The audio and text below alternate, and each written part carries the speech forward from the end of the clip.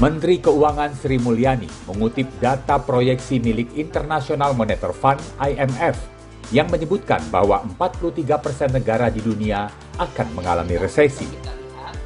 Kutipan ini seolah mengingatkan bahwa Indonesia harus optimistis, sekaligus waspada menghadapi tantangan ekonomi global yang diperkirakan tidak baik-baik saja di tahun ini.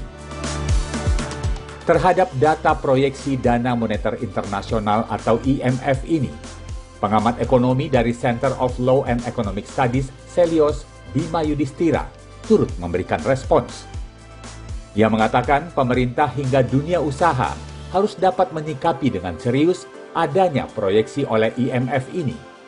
Ia menegaskan perlunya beberapa evaluasi dalam optimalisasi belanja anggaran yang memiliki risiko adanya cost overrun atau beban biaya yang berdampak pada berbagai proyek.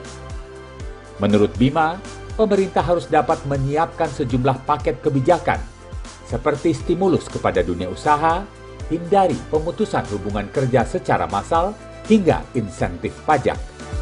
Pemerintah harus melakukan paket-paket kebijakan, salah satunya memberikan stimulus kepada dunia usaha yang berorientasi pada ekspor, sehingga jangan sampai terjadi PHK massal.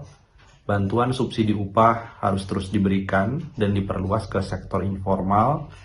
Ada insentif pajak yang mungkin bisa memperkuat konsumsi rumah tangga atau konsumsi di dalam negeri.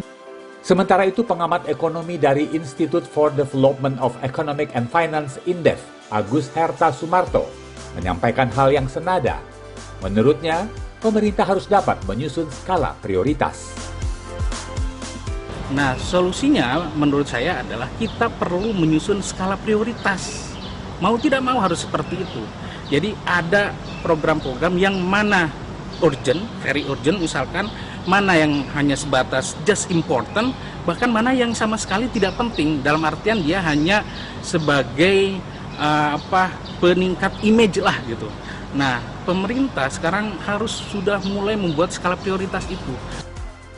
Menghadapi resesi global yang diperkirakan terjadi di tahun 2023 ini, Indonesia tetap harus kuat di tengah anggaran belanja yang cukup banyak dicadangkan untuk beragam hal, mulai dari infrastruktur IKN ibu kota negara hingga anggaran untuk pemilihan umum yang menyedot dana cukup besar di tahun ini. Rentetan kebutuhan lain harus dicermati dan diantisipasi oleh pemerintah untuk membuktikan bahwa Indonesia kuat, namun tetap harus waspada. Dari Jakarta, Asfar Muhammad, Kantor Berita Antara, mewartakan.